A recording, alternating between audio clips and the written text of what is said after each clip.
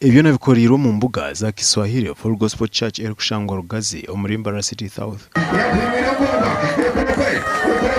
Apostle Abel Katambara akwatanise no murisa Sotina Katambara n'abandi benji. This gospel we akwata, let it encourage someone. We akwata, let it touch the heart of someone.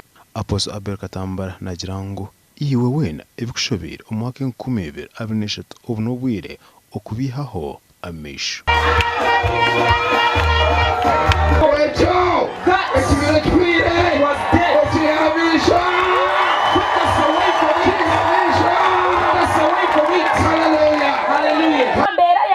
You might waver and question God. Whatever need it is, get your eyes off that need tonight and turn those eyes into the faithfulness of God.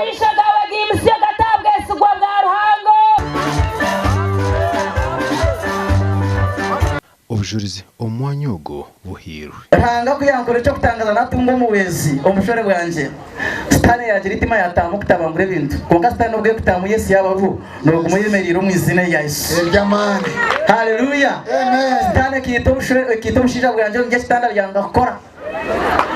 Haleluya, amen. Wawe ryaha niwe byabire bityo tekereza cyo kutangaza cyawe kireki asha mukaga.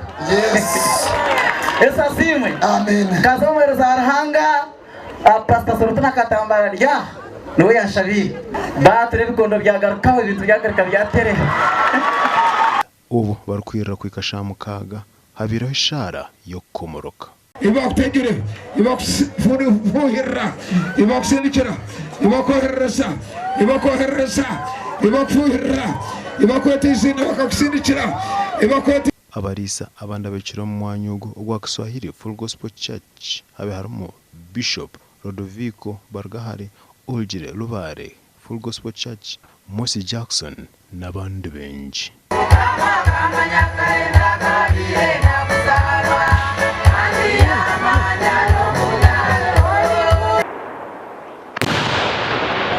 Our TV West ndi Senyomo Gideon.